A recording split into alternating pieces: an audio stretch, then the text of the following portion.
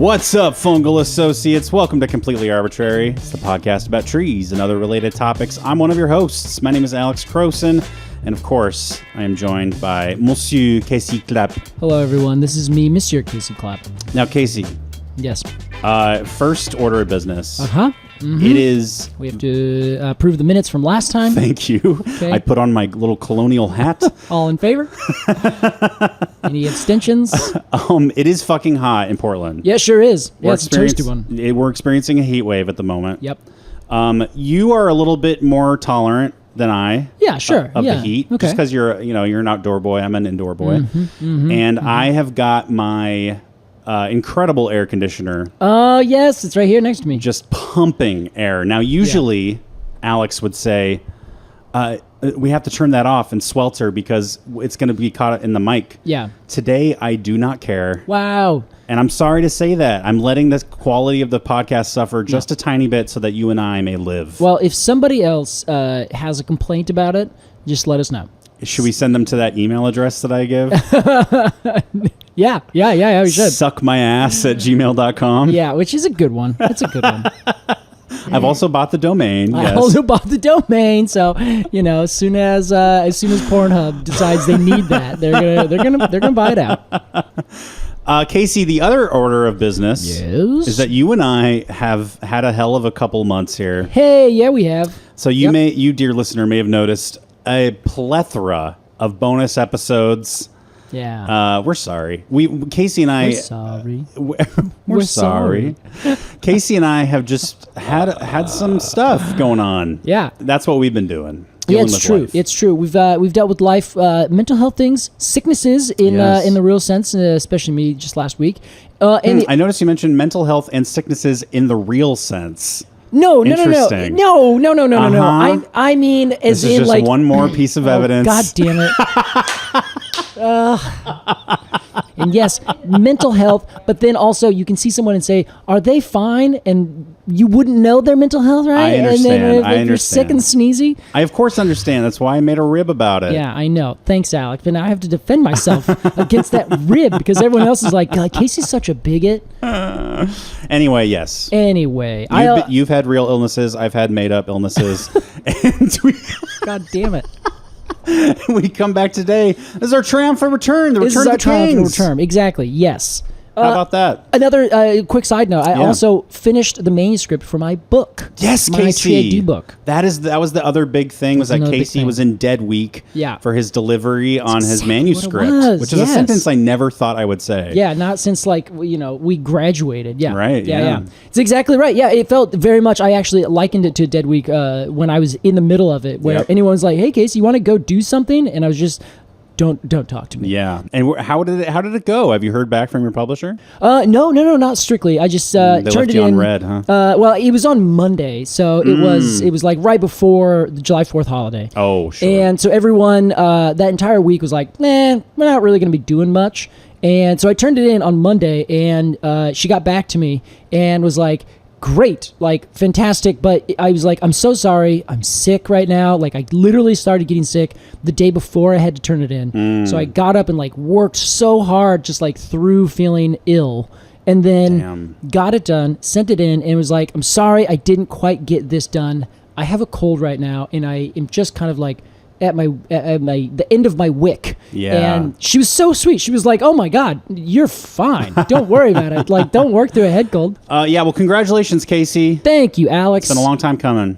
Well, Casey, we are back. That is right. We are here to talk about a new tree.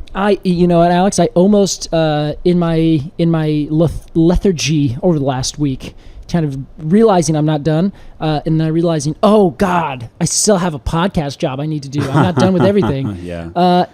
I almost was like, I'm just gonna do my favorite tree that I covered on this book, just as a way for me not to do extra work afterwards. Smart. And I said, no, Casey, you can't do that. Oh, this is not that. This is not that. So maybe we'll do that some other time. But that'll be a great time for me to advertise for it, I'd be like, hey, this week we're gonna do this month we're gonna choose my 5 favorite tree books trees that I covered in my book. Wow, a Casey theme month. I can't even wrap my creative mind around that. Alex, I do want to just make a quick note. We do a tree podcast. I feel like every month is a Casey theme month to some extent, and you might agree with that. Oh no, am I living a Casey theme life? He realizes it this whole time. Well, Casey, the tree we're talking about today, Almécega. Yeah, that was a good pronunciation. Well, there is an accent over the E. Yes, and I never know exactly how to handle those. Oh, yeah, that's the emphasis. Yes. Because I'm assuming this is Spanish. Or Portuguese, probably, actually. Okay, yes. Usually in those kinds of languages, there is an assumed emphasis on the second to last syllable. Yes. So if there was no accent, you would say Almécega. Okay. But because there is, it is telling you the emphasis is not on the second to last syllable. It's over here. Okay. It's over here now. So now it's over here. Almécega. No, that would be if it was over the A. God Almécega. Almécega. Yeah. Oh, man. Almécega. I don't know how to say anything. Yes, you do. You're That's talking wild. right now. Casey, I'm really excited to get into this. Yeah. I love South American trees and Central American trees and all of the above. Yeah. And I mean that literally. But we have to talk about this after a break. Yep. So we will be right back after a word from our sponsors here on Completely Arbortrary.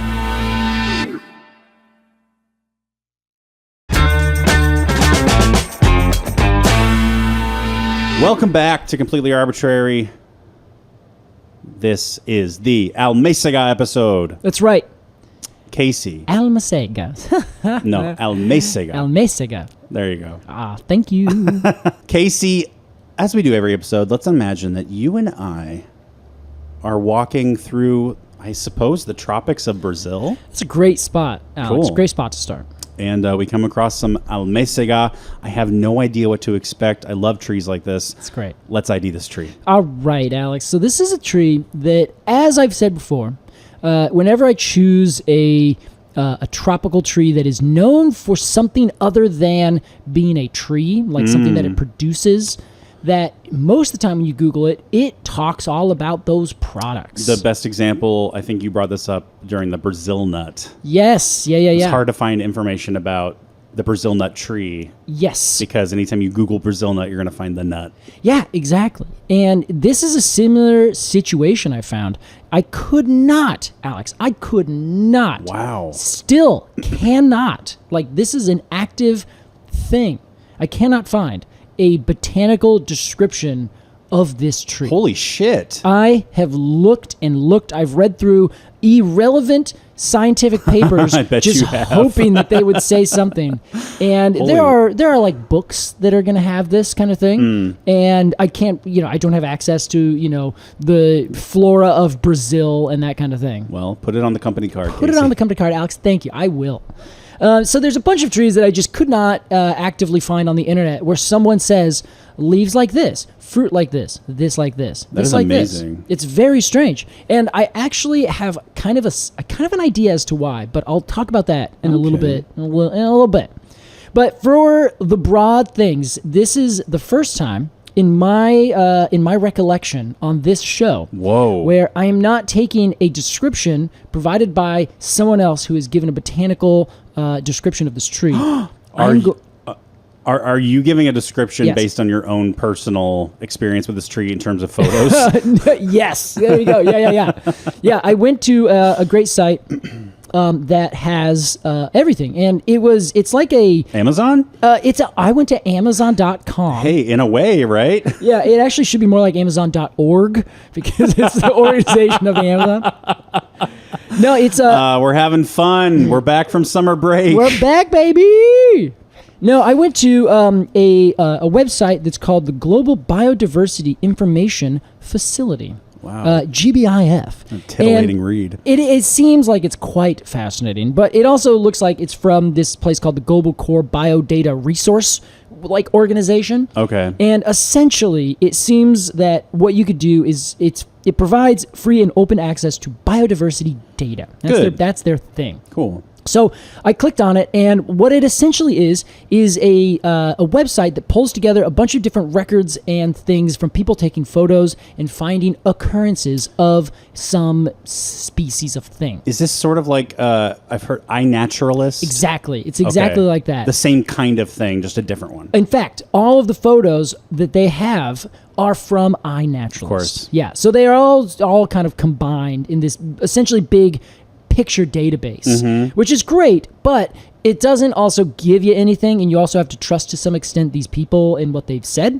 Sure. So, or what they've taken a picture of, I should say, where they say, hey, here is this, and I've identified it as Protium heptaphyllum, which is our tree. But the thing about this tree is that it is in a family that I was like, aha, this is going to give me a little bit of help. It is the Burseraceae family. Burseraceae. Yes, Burseraceae. Okay. Burseraceae. But that's a family that is very well known across the world. And it's well known because it has almost all of the species that you can think of that have some really interesting like essential oils and aromatic this and that. They are in this family. Awesome. Classically, frankincense and myrrh is one of these. No kidding. Yes, or actually those two different species, and they are both in this. Yeah. So and there's lots of other species that you wouldn't ever, think about that are also in this family, including our genus, which is Protium. We are looking for the species, or we are talking about the species Protium heptaphyllum. Okay. So this is a tropical tree that grows essentially all in the South American tropics, mostly in Brazil, but it goes all the way from the Atlantic coast to the Cerrado, which is right there in the middle. It's like a giant, huge desert, very dry, kind of arid area in Brazil, all the way up almost to very southern Central America. I did not even know that kind of place existed in Brazil. Oh, yeah. I always assumed that it was mountainous tropics. Yes, a lot of it is. That's it's what it's famous for, the tropical Amazonian rainforest. Yeah. But it has quite a big area that is very dry also. So this, I guess Brazil is also fucking massive. It's huge. It's essentially the entirety of the whole continent. Yeah. Like it's like 3/4 of the entire place. I would also like to say quickly, yes, in terms of things this family of things that smell good, that we burn to smell good. Palo Santo is in this family. Yeah, there you go. This totally makes sense. Like it's just chock full of it. Cool. And it makes a lot of sense for this tree as well, which we'll get into. So it grows to be about 65 or so feet tall, about 20 meters. And just in case anyone's interested, that is the extent of the things that I could find. That is it. Like I swear to God, everything goes back to a Wikipedia page. Wikipedia page goes to a biodiversity page. That biodiversity page references a book, which is like the flora of Brazil. And I don't have that one. And all it says is that it's 65 feet high. I assume because they would have said something else. Yeah, I like when we talk about trees that are sort of off the map in terms of like attention. They're a little mysterious. Given to like certain, like some plants are more researched than others. Yeah. And this one is just kind of in the outer rim. Well, is it, Alex? No. Well said. I know exactly what you're saying. I agree. This is a tree that like is ironic in that way. Okay. Because it is actually one of the most studied genre of trees that there is. And this species in particular is the creator of resins that people sell all over the place. It's called Bro Branco. Okay. Or I'm sure that there's more accent that you could do to actually make it sound like it's actually a word from Portuguese. You did fine, I think. Thank you. But yeah, it's they also call it Brazilian frankincense. How about that? Yeah. Okay. So it is a very common tree. So the lack of information is somewhat surprising. Not only is it like very common, it is very, very, very common. It is like hyper dominant common. Whoa. It is one of the 227 most common species in the Amazonian rainforest that accounts for half of the trees. Whoa. Casey, have we ID'd this tree? No, we haven't. Let's do We have that. not ID'd this tree. So It's a big tree. It grows about 60 feet tall. And it has flowers that are borne in these little axillary clusters. And axils are the kind of the space in between where the leaf comes out in the twig. It's kind of like that. It's the armpit that's between those two things. So that is where these little tiny yellow-greenish flowers come out. And some of them, I've seen pictures that have 4 petals. Others have 6 petals. Wow. Others have 5 petals. Okay. And they're very small. They're kind of all cupped together, or maybe sepals. Again, it's very hard to tell which is which. And I don't want to make too many assumptions, so I'm just going to tell you what I see. Sure. But they're kind of in all these clusters where there's probably 10 or 15 little tiny flowers in one area. And each of those little teeny tiny flowers will turn into a little tiny green drupe that's about the size, maybe a little bit smaller than a normal sized cherry. Okay. But they're a little bit oblong. And what they do is they split their pericarp, which is kind of the outer coating on the fruit. Think about it like a like the covering on the outside of an almond, where it kind of is furry and looks just like a peach, but then it splits open and you can kind of see this almond right there. Kind of peels back. Exactly. So that's what happens when they turn red, when they're mature. They turn this bright, gorgeous red, and they kind of split open, and this white seed is just kind of sitting there. It kind of either falls out or it's almost kind of like pushed out a little bit, so it's kind of presented, so it's for many different species. So there are monkeys and birds of all sorts that will find these and see them and eat it, and they will digest the white pulp, which is this aril around the seed, and the seed itself is a little bit smaller and it's black. It's maybe the size of a raisin, a little bit bigger. Okay. And that is like the primary thing that's like, whoa, boom, there it is. That's really gorgeous. Whenever you look this species up, it'll show a picture of those really bright red fruit. Yes. But the leaves are similar to all the rest in all these other, all its cousin species, and they are alternately arranged.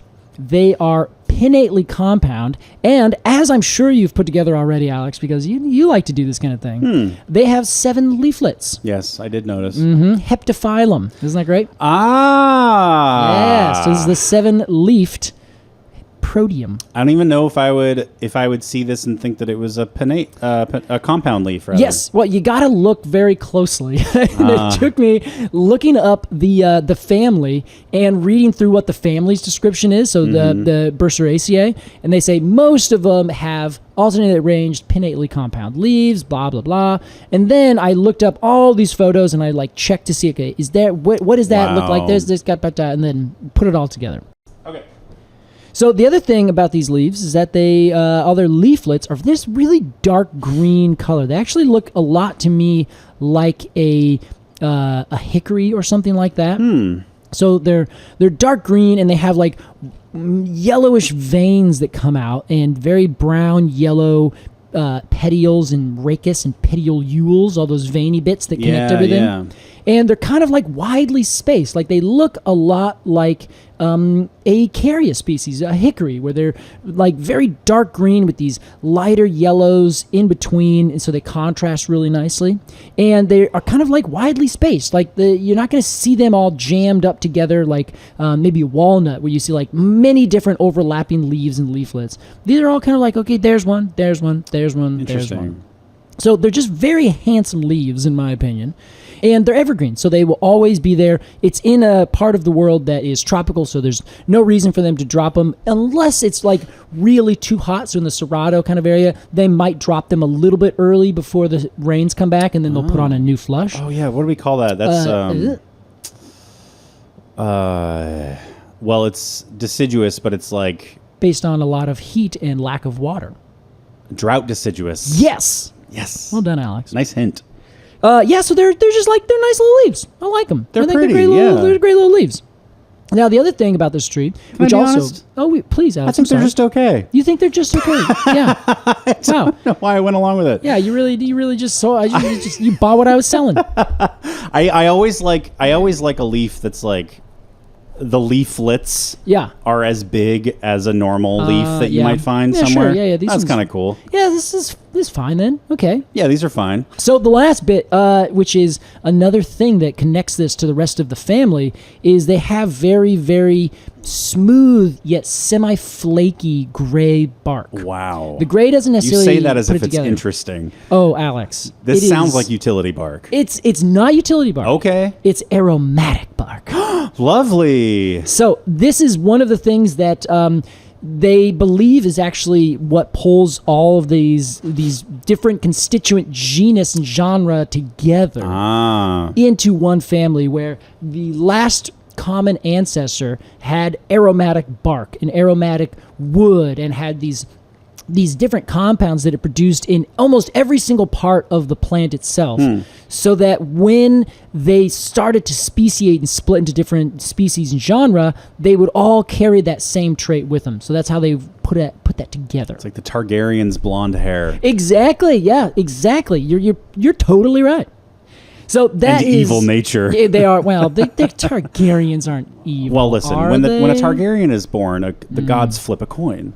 Oh, that is true. Okay, that's fair. So, So this is like the big thing that kind of pulls them together, is this very interesting aromatic bark and wood and resin, and the leaves, they all have it, but they mostly get it from either cutting down the trees and using the wood, because the wood will have this for at least a little while, or you can cut into it and let some of the resin come out, which is a very common thing in the tropics. They do this like all over the place. And they essentially cut into the tree, let it seep out a little bit of sap, and then you collect it, let it dry, and now you have this resin that you can grind into a powder, you can just light on fire, and it like has these very therapeutic effects.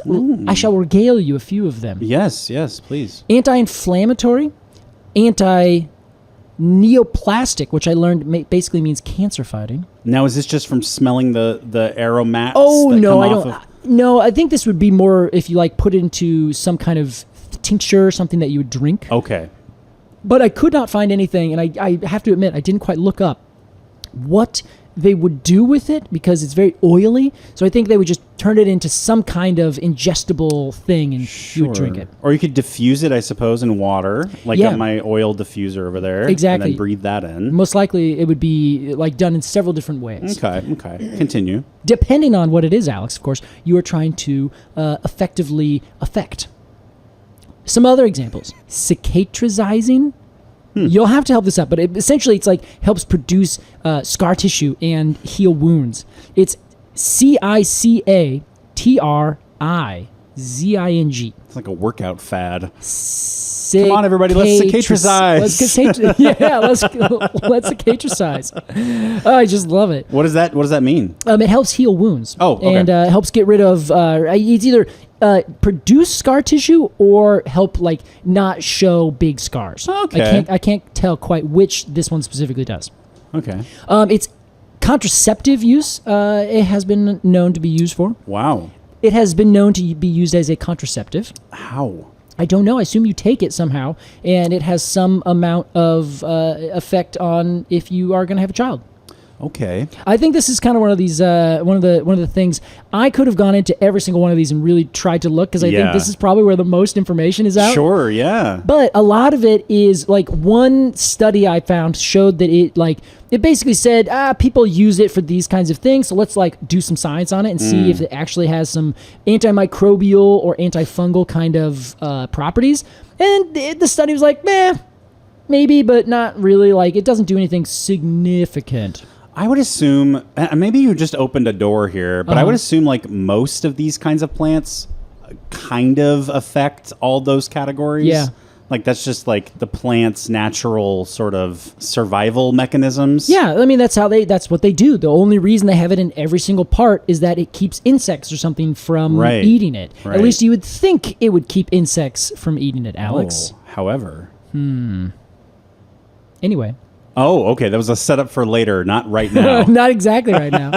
Well, the last one's it's an antifungal and antimicrobial expectorant, as well as a decongestant and an analgesic, which is a pain healer, a pain reliever. Okay. Wow. We got a bit of a wonder drug here. People have used it for thousands of years for all these different things. Yeah, but I think it's similar. I mean, we've talked about, good smelling trees and compounds like that. And if something smells wildly new and different and exciting, people generally are like, I'm going to use that. It's got something in it that's different and new and exciting. Yeah. And it's probably going to be helpful. So they use it for stuff. Cool. Whether or not it works, or whether it's like, okay, in order to do this, you're going to need to do this and this and this and add all these other stuff to it. Walk around the block a few times and then pray to this God, and then you'll be okay. Yeah. Which one of those things actually solve the issue? Who knows? Really, the walk around the block is what you're prescribing. Yeah, exactly. I think the last time I brought this up, someone suggested that you need to like mix this certain thing in like a big drink of water, like 2 gallons, not 2 gallons. It was like some obscene amount, like, a liter. Right. And you need to drink it right before bed in order to avoid a hangover. And it was like, oh, and what exactly was the thing that did it? It's like this like small powder, this other thing, and like this pill that you have to take with a liter of water. Right. Like, what actually is solving your hangover right now? I can't tell you for sure, but what I can tell you is that if they've used it, then it works. So whatever people do and however they use this tree creates a thing, a certain chemical, a resin. It has stuff in its body that produces effects in humans, and it will actively fight against different insects. Like, it's worked for the tree, it works for the people who live around this tree and have for thousands of years. That is one thing I always assume out of resins and saps and things is that they like are a natural bug repellent. Yeah, because that makes the most sense. Like, if I'm a bug and I poke my little head into a plant, and a bunch of this sticky stuff comes out and dries on my mouth, and tastes bad and has chemicals that burn me, like immobilizes me, and traps me in a rock of amber. Yes. Oh, you would think. And then 8 billion years later, I'm dug up by John Hammond. And there you are. Yeah, and honestly, coolest thing. It happens all the time, and I love it to death. Yeah. Now, interestingly that you bring that up, Alex, because it turns out that there is a particular species of insect. I should say probably more than a species, but broadly a type of species, a type of insect that doesn't really seem affected by this at all, but doesn't also strictly consume the leaves. Ants. Ants. Ants is the exact right answer. Do you know how Alex, I knew? Why? How? Anytime you want to talk about insects on the show, it's gonna be ants. It's always ants. You love ants. Oh, they're just so fascinating. Yeah, they're great. So remember, I told you that we were going to actually do this tree for species complex. Yes. I then just looked it up and clicked on the Wikipedia, and I was like, okay, give me the broadest overview of what this tree is about, because it was in this one particular species complex study that I found. It was really good and really fascinating and a really lovely read. And I just looked it up, and they did not talk. Nobody's talked about this species on the Wikipedia page other than saying, yeah, this is a species. It exists. It's 65 feet tall. That's all we got for you. But there's another study that they do cite that they have this big paragraph on that talks about its relationship with leafcutter ants. Wow. So, immediately brakes went on, right turn. Okay, we're going to talk about leafcutter ants now. You distracted Casey with a shiny ball. Exactly. And that shiny ball is 5 to 10 million ants. And I love it. So that's what I ended up doing all of my research on. I just watched a bunch of YouTube videos, and there's one that I got to find, and I'm going to put in the notes before we post it. Yeah. That is, it's probably the most interesting because it gives a wonderful history of these insects. And first, I will start by telling you what they do with our tree. Okay. Which, again, has all these things that fight against it and all these very particular, interesting characteristics that we could talk about, and we're not going to anymore. It's already been 15 minutes, so we're gonna move on. It's ant time. It's ant time, baby. So these leafcutter ants, of which there's probably 50 different species, most of them are in the genus Ada, but there's also one that's Myrmex something else. I don't care. It's not the one we're talking about today. Okay, Ada. Ada. So Ada sextans is the particular species that really is affecting this tree, and is one of the species, if not the species, that is specifically talked about in this one study that the Wikipedia people or whoever latched onto and insisted must be, included. So they are a species of leafcutter ant that live in Brazil, and they will go around and find different species of plants. They're not necessarily particular with the species of tree. They're more interested in the quality of the leaf and the freshness of it. So the little tiny newest leaves are what they're looking for, because they have a lot of good sugars and they're not filled with all the tannins and things that make them taste bad. They're like pansexual, They like the leaf, not the tree. Exactly. Oh, that's so good. Yeah. I like the leaf, not the tree, baby. Yeah. I love that, Alex. So they what they do is they send out all their little workers, and fascinatingly, they are very well studied. In fact, studied in a very intense way by E.O. Wilson, one of the most famous biologists, ecologists of all time. Oh, wow. E.O. Wilson? E.O. Wilson, yeah. Okay. And he died, 2 years ago or so? R.I.P. Huge, big guy, but also controversial figure, of course, as all, huge biologists, ecologists are, but came up with some really big, grand ideas that hopefully we'll be able to talk about at some point. Cool. And one of the things that he loved was ants, and talked about these ants in particular and how they work with this tree and what their unique lifestyle is. Please tell us. So they have multiple different castes of ants. They have the queen at the top. Okay. And we shouldn't make this into hierarchy. It's just literally based on the size of their head. So it's wonderful, Alex. And this is, it isn't like, do the ants decide these kinds of things? Who knows? It is just when they measure them, they're like, okay, from this millimeter to this millimeter, and it's 1.7 to 2.5. Those are the big-headed ants, and they are the ones that are going out and actually doing the cutting. Yep. But there's also big protector ants. So these giant head ones with these huge, massive pinchers in front, their mandibles, and they are out there protecting any other ants that are walking by. So if there's this line of leafcutter ants, they'll have these big ones stationed along it, just waiting for something to come by. And if something comes by, they'll attack the shit out of it. Whoa, like a security patrol. Exactly.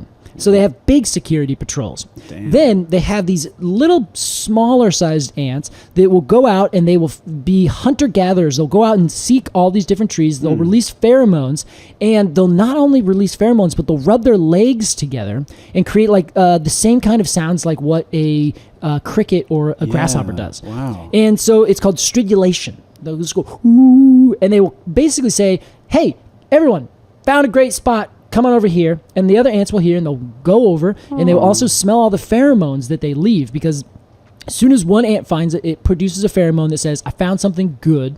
Everyone follows that. As soon as they follow it, they reinforce that trail, so it gets stronger. So it's like this self-organizing system where you follow the strongest scent, and that ends up making the scent stronger, and that's why you can see these perfect lines where these ants are walking. Wow. Because if we could visualize these scent trails, it would be like you're just following a painted line on the ground that takes you right up to exactly the right tree. So that's the third kind now that we've talked about. Okay, yeah. So these ants will crawl up, they will go out to the end of the leaves, and they will just start cutting away because their mandibles are like serrated knives. And apparently you can also listen for that, and you can kind of hear it if you're really close and quiet. You can hear the kind of where they're actively cutting the leaf. Oh, they have to kind of saw through it? Yeah, and they start on the side, and they have the top side is my right hand, the bottom side is my left hand, and they will close them together, but my right hand is on the top, so it will just kind of hold itself there, and my left hand goes and then cuts into it. Sure. Then they move over a little bit, and they do the same thing. So it's kind of like they're cutting with just one side. Like cutting on a cutting board. Yeah, exactly. Like using the board as yes, it's whatever they're cutting is almost vertical, right? Yeah. And they're cutting down. Yeah. Like in bread. Wow. Yeah, so then they cut that, and then this is the best part. They don't just sit there and cut it and then like pick it up and walk with it. Because famously, you've seen these like pictures of leafcutter ants with these perfectly vertical little pieces of leaf that they're all walking in a line. I've seen A Bug's Life. Yeah, Sure. everyone's seen Bug's Life. No, this species will hold on to it, and I think most of them actually do this, where they are sitting on the part that they're actively cutting off. Oh. And as soon as they snip it, then they just fall with it to the ground. And when they fall with it to the ground, it doesn't hurt them. Like they're not really hurt. It's not that like they're just so light that they can just fall to the ground, stand themselves up.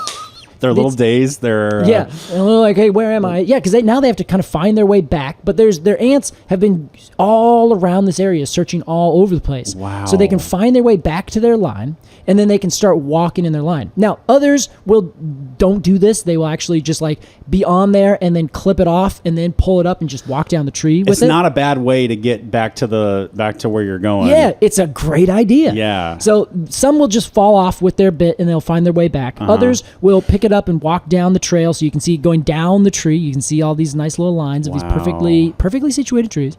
And here's the other thing: there's an even smaller caste. They call in with these stridulations, and they're called minum ants. Minum. Yes, and they'll jump on and they'll just sit on the leaf bit. Like imagine you lift up this giant thing, like from your size versus the size of a car. You just lift up a car, and because you're worried about a parasitic bird coming down and getting onto you, in this case it's a parasitic fly. Okay. You're worried because your hands are full. You are busy. You are holding up this car and you're walking it 20 miles. Literally, sometimes they can go out 60 meters, which is a huge distance. Times that by 3, and that's your feet. That's like 180 feet. So they will be cruising out.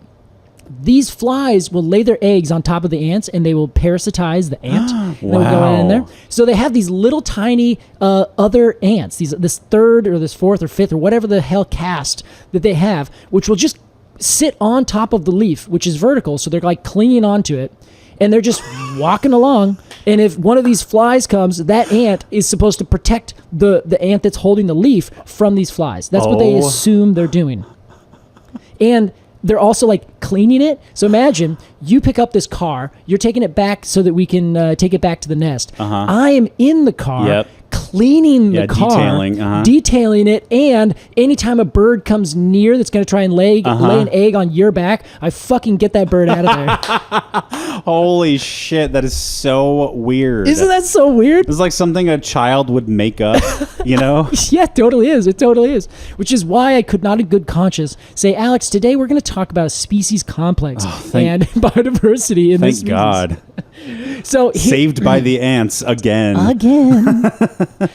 This is not the end of the story. Wow. They will take these down into their nests, and their nests kind of are these gigantic excavated tunnels, and they can be, Alex, they are huge. Like they can be kilograms and kilograms and kilograms, like 40,000 kilograms worth of soil can be excavated out of these tunnels. Whoa. They have tunnels that go down into chambers that they put the leaves, and then chambers of refuse where they put their essentially used up stuff and dead bodies. They'll put a bunch of stuff over there. Dead ant bodies? Dead ant bodies, yeah. When they die, they put them over in these essentially, they're garbage bins. That's the best way to think about them. They're waste compartments, waste galleries. And they can get massive. Like the size blows your mind when you start looking up these numbers. And the numbers are like, here's the biggest one, here's the smallest one. They can really like jump around. But essentially, they can make dead zones in the forest, which is kind of like a really interesting, surprising web because they are gigantic, like eaters of the forest to the point where they are considered, wherever there are leafcutter ants, the dominant herbivores. Wow. They eat as much a whole colony as a cow. Per annum life, I guess. I don't know. Okay. Yeah. Like maybe per annum. Yeah, I'm not sure. But they liken it to that. Like that's how big they are. I just want to like put this in perspective for everybody. So I have a photo here of a colony. Yeah. The whole structure. They made a cement cast of it. Oh, okay. Yeah. Of a leafcutter ant? Yes. Of a leafcutter ant colony. Yeah. And I will say, and they're like excavating it, like they're like paleontologists or something. Yeah. The whole span of it is like the size of like a strip mall parking lot. It's huge. It is fucking and then you think about how big an ant is. Even the biggest ant is like tiny. Yeah. You can hold it between your fingers. Yeah. And there's 5 to 10 million ants in a single colony. Millions. Wow. Like literally hundreds of feet around, 30 feet deep. Like it's these things that are just like not 30 feet deep. Sorry, but they're just like they're some of the biggest underground structures that you can ever imagine. Like they are cavernous systems that every ant inside, again, a different cast, knows backwards and forwards. They know exactly where they're going every single time. With some animals, Casey, I'm like, that fox dug a little hole in the ground. You know? Yeah, that's pretty like, cool. That's clever for the fox to have done. Yeah. And they have a little room down there they can have their babies in. Or like, this bird makes a nest. It collects different grasses and pieces of twine and trash, and makes a little nest for its babies in the tree. Oh, that's really clever and sweet and cute. And then you see this, and it's like I get a little bit of like not scared, but I'm like, oh, I get the heebie-jeebies of like, if these were bigger. If ants were like the size of German shepherds, yes, they would take over. Can you not imagine that? Like, this is a city. This is like a huge, huge city. Yes, gigantic, bigger than any city that we could ever. Well, I guess not. We have cities with more than 10 million people in it. Sure, but yeah, but in terms of like scale from us to the space, this is like a big. This is like Portland. Exactly. It's huge. It's exactly like Portland in terms of like that size, and like everything that is like about it blows your mind once you get down on that scale. Same thing with termites. Yes. Like the amount of work they put in over X amount of time, huge. Yeah, insects terrify me, not just because they're creepy crawlies, but because for their size and for what they do, they just seem so massively intelligent. Yes. And also very mysterious. It's horrifying. Yeah. But that's not where it stops, Alex. Oh no, I don't know if I could take anymore. You have to. Okay. All right. Because this is the best part. Wow. I think personally, they invented agriculture because the leafcutter ants, as you will perhaps notice, are not leaf-eating ants. They do not eat any of the actual leaf itself. What are they doing? They will, as they cut it, drink the sap that comes out from where they cut. So they will take little drinks of that. That gives them a little sugary energy to keep going. Mm-hmm. Then they will go all the way down, and they take their big leaf cuttings, and they give them to the next cast member, which I think is it's a little bit of a more pleasant way to have a little double entendre with cast. This is cast with an E, more like a hierarchy, but I'm going to call them cast members. Yeah, that's good. So they kind of like Disney. This is like the Disneyland of ants. Title. Oh God. So what they do is they bring it down to this next member, a little bit smaller than the ones that go out and forage. Mm-hmm. And those will cut those big pieces into smaller pieces, and they will smash them together. When they smash them together, they create like these kind of pellet-shaped pulpy things, and they throw them into a pile. Wow. They throw them into the pile, and they poop on them just a little bit. They just kind of just keep on adding a little bit of this, and they essentially compost them in these very specific chambers. Those chambers are then filled with a very particular mushroom. Wow. That fungus grows only there, only with these species. And it will decompose the matter that they bring down. And again, they don't only bring down one species of tree, they'll bring down multiple different species of plants, and sometimes seeds, and sometimes flowers, whatever they kind of find, and especially some of the more generalist species. Any sort of like foliage, or like it's just plant matter. Pretty much anything, that a fungus would decompose, right? Yeah. So they pull it down into these chambers, and they throw them in with a little bit of poop, and then they they go have another gardener cast member go grab some fungus from another spot. They pull it over, and they put it on one of these pellets, and they say, go. And they let the fungus slowly decompose and eat the plant matter. They then eat the fungus. This is fungiculture. This is agriculture. Oh, I see. They're not like tricking the fungus. The fungus and the ant are in a symbiotic relationship to the point where if you get rid of the ants, the fungus dies. It is a domesticated fungus in the same way that we have domesticated certain animals, and they cannot live without us. They would actively just not be able to compete in the rest of the world. Or like corn. Exactly like corn. Wow. So this fungus and these ants have entered into this kind of relationship like 60 million years ago. It is one of the most fascinating things. They don't eat any of the plants that they cut. Wow. Not a single bit. They only take a little bit of the sap, and then they eat the actual fungus. They have workers that are gardeners that will take care of all the fungus, get rid of any other fungus. They'll even find spores and things that are growing. Anything that is not their proper fungus, they will take away. They'll get rid of. Wow. Anything that is not growing well, that essentially the fungus has eaten it up, they take and put in that refuse pile with all the rest of the stuff that they don't need, including all their dead other soldiers and things like that. Wow. You know, when you said ants invented agriculture, I was like, that is so clickbait. You know, it kind of is, right? He's embellishing, you know, for dramatic effect here on this audio medium. But you really weren't. Not at all. It is very legitimate. That is amazing. The video, I have to take, I'll have to have everyone watch it, so I'm going to find it again and put it out here.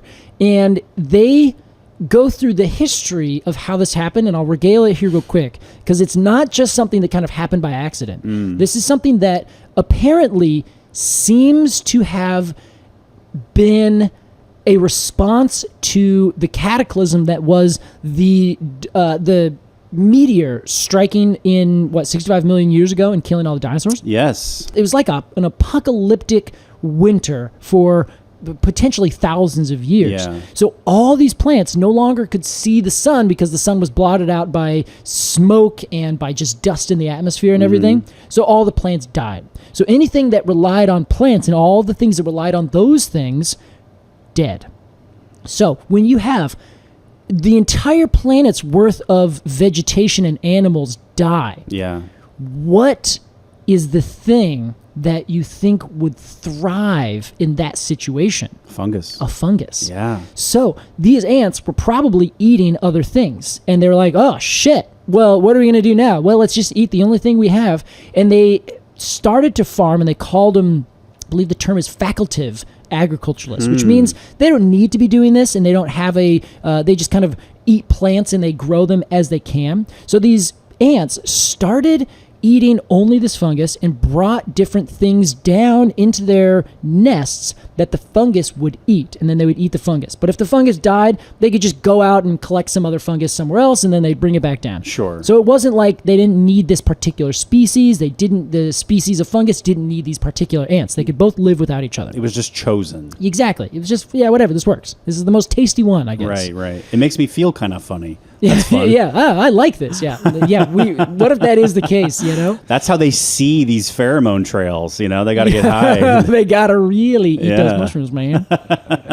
So then, about 5 or so million years later, they started to go from these very particular, like, okay, we're just going to eat whatever we can, to particular species that started to farm one particular fungus. And over time, that fungus and that species of ant became mutualistic for each other, where now that everything has kind of gotten back to normal, these ants have specialized in only providing the room for this one particular fungus. Wow. So they will bring it down and they will take it on queens to the next colony. So essentially they get like a starter, the same as we get a starter from sourdough. Starter, yeah. And then we would take it over to the next person's house and then we'd have that. It's the same exact thing. That is fucking wild. It is crazy. And they developed this 60 million years ago. Wow. It's almost hard to process. Like I know that it's real. I know you're not lying to me. Yeah. And I see these photos, but I'm like, I don't even know. It's like when somebody says a number to you that is so wildly big that you can't even like. You can't even it's just hard to conceptualize. Yeah, you can't conceptualize it because it's like, well, that number means nothing to me. Yeah, like all this stuff is interesting, but I'm like, it means nothing to me because it's so outside of the bounds of what I can imagine an animal can do. Yeah.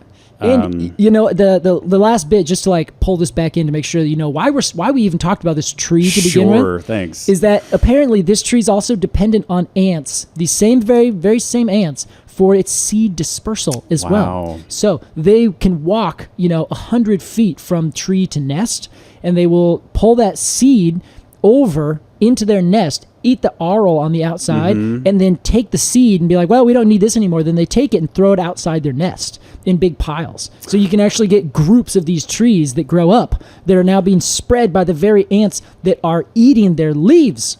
And if you see one of those big clusters, watch your step. Yes, you're gonna fall into an ant colony. And they're going to rip you apart and turn you into fungus.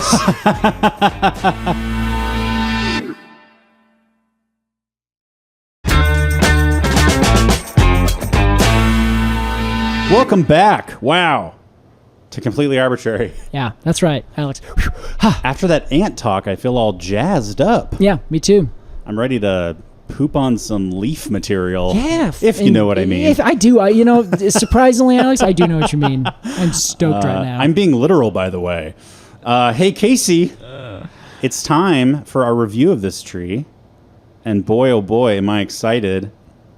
One of those episodes, and we used to kind of shy away from this, where we would talk about something really interesting and then we'd have kind of a hard time tying it back to the tree. Yeah. And this wasn't necessarily one of those. We talked about ants a lot, which is awesome. Yep. These are the other related topics. Yep. I don't feel guilty about it at all. Excellent. Because this subject is so interesting. Actually, your passion in ants really gets me going. has kind of made me interested in ants. Yeah, that's great. Usually I see a photo of an ant and I shudder. If I see one in real life, I don't kill bugs anymore. I take them outside. That makes me so happy. Something changed in me over the last couple of years where I don't mind spiders being in my apartment. They're doing their thing. Man, you're going to be living the dirtbag life in no time. No way. But yeah, ants are really fascinating and they deserve some love. And breaking tradition, I would like to go first. Whoa! As our resident expert, Alex Crowson, we'll start with you. Well, let me just say, here's how it works. We're going to give some final thoughts on this tree and ants, and then give it a rating of 0 to 10 golden cones of honor. Okay. And for the ants, I think we should give 0 to 10 inedible leaf shards of honor. Okay, perfect. So this tree is great. I love any tree that's kind of like hard to get a hold of. Yeah. They're off grid. You're like, you can text them, but they're not going to get back to you. They're not going to get back to you for months if they do at all. Yeah. And then by that time, the thing you were texting them about is going to be irrelevant. Yeah. So just like enjoy the pictures in your phone you have of them. Enjoy the memories you have, Yeah. And that's kind of how I feel about this tree. Okay. I love aromatic bark. I jumped the gun a little earlier and I said that this sounded like utility bark. You did? I think I very rudely said, "Why are you telling me this as if it's interesting?" Yes. That was pretty. Thanks, Alex. Thank you. It's pretty brash. I'm happy that you see that now. It wasn't a comment about you. It was a comment about the bark. I see. And because it's not a living person, I can be mean to it. It's my one chance, please. The tree as a tree is okay. It's fine. Okay. It's whatever. All right. But, I love a tree that gives back. This tree certainly does. Gives back in several different ways. That's true. Several different ways you never expect. Yeah, several different arenas. Yes. Yeah. And I love symbiotic relationships between animals and plants, especially one so precise and insecure and old. Yes, but also, which is interesting that you say that, because this one it's all those things, but it's also not quite the morality of it is a little bit nebulous, because the leaves are actively hurting, because the ants are actively hurting the tree. Sure. The tree then gets a little bit of a, here you go, we'll move your seed too. Well, hey, leaves Right? are made to be broken. You know what I'm saying? Yeah, it's true. They do their job. They fall down. I guess not in the tropics. Not in the tropics, yeah, not necessarily here. But yeah, I mean, still, the tree does not seem to be wildly affected by it. Sure. Even though they could potentially literally defoliate the whole thing. I'm assuming that one of these colonies could like a cartoon cat eating a fish. Yeah. Pulls out the skeleton. Yes, yeah. I think you're right, but I think all of the things that we talked about prior to this, the tree being essentially the source of this amazing kind of resin essential oil stuff. Yeah. That my guess is the ants will get a pretty good business done on this tree, and the tree will start to amp up a little bit, and you'll start to find that they're getting to older leaves that have a little bit more protection in it, and essentially the ants are like, this isn't going to be what our fungus wants. Sure. In leaves. You gotta weigh the cost benefit analysis. Yeah, exactly. Of this sort of thing. So my guess is that they go take as much as they can, and then find out it's just not as good as another opportunity, and then they go take that opportunity. Yeah, sure. So that's my guess, is that it there's a certain balance there. Yeah, okay, I get that. But having said all this, I'll give the tree like a 4.5. 4.5. Wow. Okay. Yeah, it's all cool. right. Cool. Now the ants, on a scale of 0 to 10, inedible leaf shards of honor. Mm-hmm. These ants are getting a 10, baby. They gotta get a 10. Amazing. They're such a fascinating species. Anyway, the ants are better than the tree. I said it. Casey, what is your score? Oh man. Okay. So this tree I think is fascinating because it is at the same time the most common tree in the Amazonian friggin' rainforest. Wow. Yet it is also still the most studied tree, or at least genre of trees, in the Amazonian friggin' rainforest. Mm-hmm. Yet we're still being like, but is it actually 8? Like, we don't know. Yeah. There's literally a study that came out in 2011, I think, that's like, we actually think this is 8 different species of tree. And here's our molecular, genetic, and morphological evidence for this. And regardless of all that, you couldn't find a single thing about the tree besides it was 5 feet tall. Like, it is an enigma, yet at the same time, it's the most common tree that exists in the Amazonian rainforest. Wild. It's a crazy interesting plant. And then it also, on top of it, produces this like very well known and understood, certainly in Brazil, like product that people will sell you on the internet right now for $5 an ounce or $20 an ounce. Wow. And at the same time, has this weird relationship that like is semi-toxic and also toxic in a different way for these ants. Like, it's the ants use it violently and then also spread its seed. And then the plant probably produces toxins that make the fungus and the ant not want to eat it. Yet they also then kind of go away and then come back together again. Wow. It's one of those relationships that you're like, this tree seems like it seems at one point to be, the boring Douglas fir, whatever. You can walk around and you'll find 10 of them every day. It's the Norway maple, the red maple of trees, but also seemingly is like, as soon as you run into one and you like tap it on the shoulder, you're like, what the hell are you doing? And the tree's like, oh, nothing. Don't worry about it. It closes the book it's reading. Exactly. Everything about it seems more interesting than everyone gives it credit for, yet it also gets so much credit. Yeah. I don't know. Interesting. It's just, I find it to be a fascinating tree. So, but I also think, cool. I love the bark. I want to get some. In fact, I almost ordered it, and then I'm actually going to pitch an idea to you, and we'll talk about that later. Lovely. And then I also think that I would love to try the arils. Like, I want to kind of see what that tastes like, because it sounds like it might be kind of a weird taste. And I'd love to see these trees. The flowers, not that interesting. The fruit, kind of interesting. The leaves, not that interesting. Ultimately, they're beautiful, but they're not like that wildly crazy amazing.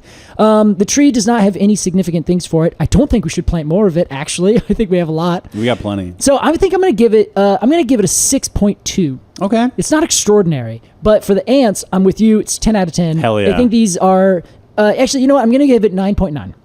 The reason I'm going to give it 9.9, Alex, I'm sorry, is that there might be another species of ant that I don't know about right now that is even more interesting. And I think I want to buy one of the books by E.O. Wilson and just see if I can get like a natural history of all the ants in the world. Okay. I think it'd be fascinating because there are just like every ant has done something extraordinary in a different way. Totally. Like it's just mind blowing. There's some that have like essentially honey in their abdomen in Australia that you can just like suck right out of them. Of course there is. I think you would kill them if you did that, but you can. And then there's like all these bullet ants. They're ants that live in the trees in the tropics and never come down. And they're ants that have their entire colony in essentially one acorn because there's like 25 of them. Like, wow. They're just so interesting. Yeah. And I want to learn everything about them. So I don't want to give it 10 out of 10 because I don't know if there's a cooler ant species out there. That's fair. So this one is right now, it's the top of the rung. Okay. Well, should we have an induction song for the ants into the golden colony of honor? Sure. Yeah. And what can you come up with? Dun, dun, dun, dun, dun, dun, dun, dun, dun, dun. We honor you. That was our discussion of the Almécega and ants. Casey, it's time for a completely arbitrary AMA. Let's do it. This week, we got a question from Ian V. Ian says, "Hey, fellas." Hi, Ian. "I've been seeing and hearing about sudden oak death and oak wilt recently. What exactly are these? And are there any reasons to avoid planting oaks? Any recommendations for safeguarding against this? For background, I'm in the Triangle area of North Carolina." Shout out, Casey. What's up, baby? Love that. That's the research triangle of Durham, Chapel Hill, and Raleigh. Cool. Anyway. Love that place. I very much enjoy North Carolina. Sorry about my reaction. That's right. So yeah, sudden oak death, Casey. Yeah. I've certainly heard of it. Yes. So sudden oak death is a disease called Phytophthora ramorum. And it's essentially this kind of fungal disease. Phytophthores are known as water molds, which means they essentially are fungus, but they don't produce your normal mushrooms. They're oomycetes is what that means. And they also grow in the soil and can move through the soil. So if there's water, they can actually like move through the water, find a new host, and then infect that host. With purpose. Yes. They like know where they're going. Well, it's, with fungus, yeah, you never know. Fungus are another one of those things like ants that keep getting more and more interesting the more you look at them. Yeah. They don't know where they're going. They just go and spread out in every direction. Until they find what they need. Exactly. Okay. And then as soon as they find it, they will reinforce that mycelium, turn off the other ones, and it'll essentially go and move all of its resources into that thing. Whoa. Yeah. There's a great book that my friend Jed let me borrow called The Entangled Life. And I highly recommend it. Cool. So, So it's a fungal disease. Exactly, yeah. And it's not native to California, where it's really like getting a hold. But what it does is it will affect oak trees, and they will just die. Like they look fine, but really their roots are getting completely destroyed, and then they'll just go whoop and just kind of fall over. So they look healthy and normal. Yes, and then they drop dead. Exactly. That's the sudden part. Yeah, precisely. Yeah. So they call it that obviously because, that's what it does. But they are like, it's a big problem because California, of course, famous for its oak trees. It's very similar to the Mediterranean where it just has all these different species of evergreen oaks. And most species are all affected. They die quickly. Tan oak is another one. But let's see. It also gets on Arctostaphylos species, which are the manzanitas, and it will spread to those. But there's a huge list of things that they can find it on, and it's just like a mess. because Damn. these trees are dying, and everyone's worried that it's just going to keep spreading and kill every single oak tree in California. Wow. But it only gets on certain oak trees. It doesn't necessarily move farther over here. I think we got it like one species or two in north or very, very southern Oregon in the Siskiyous. I think they found one or two examples. So it's one of those things that on paper looks horrible, but then hasn't quite got that far. Okay. And it only affects certain species of trees and certain kind of subspecies. So a lot of fungus grow fruiting bodies, which we call mushrooms. Yeah. And that is how that's like their cone. That's how they spread their spores Yep. to grow more fungus. Yeah, precisely. But if this is a water fungus where it's like can only be spread through water and doesn't have a mushroom fruiting body. Yeah. And California is a famously dry place, Casey. It is. So is that part of what is keeping it at bay is because there's not a lot of water to go around? Yeah, so essentially what happens is that they create cankers on and under the bark. And that is what ends up spreading the spores. So the cankers that develop will then spread spores off through that. Oh, like wind dispersed? Yeah, exactly. Oh, okay. So that is kind of like a fruiting body. It's 100%. Yeah. Okay. It's just not like you said. It's not the normal mushroom that pops up and then does it. It looks like some weird wound on the side of the tree along like where bark is, and the bark kind of splits open, and then the spores shoot out. Gruesome. It's very gruesome. Yeah. Damn. Yeah. It's not fun. That's nature, baby. It's nature. We are fucking it up. That's for sure. Well, on that note, thank you, Ian, for your question. If you've got a question for us, support the podcast. Become a Treemium member at arbitrarypod.supercast.com. That's ARBORTRARY pod.supercast.com. We've got a couple different things going on there. And of course, the crown jewel of our support system is the Cone of the Month Club, the Cone Club. What the heck is that? Every month, we get a different artist to illustrate a conifer cone. We even branched out, no pun intended, with a leaf a couple weeks ago. It went over great. Those are on their way to you right now. Nice. And you support the podcast, and in return, you get cone stickers of those illustrations. They're sent to your actual physical mailbox, which is always exciting. You, of course, get ad-free listening to all of our episodes, past, future, and present. And you really help support the podcast. That's right. Casey Clapp. Alex Crowson. Welcome back. Thank you. You as well. The ring has been destroyed. We are now back at the Green Dragon, looking around, going, these idiots have no idea what we've been They through. have no idea. Except if you're reading the book, and then the Shire got scoured. Yeah, that's true. So no one's there. Yeah. Hey, thank you so much for listening to this episode of Completely Arbitrary. We'll see you next week. Goodbye. See ya.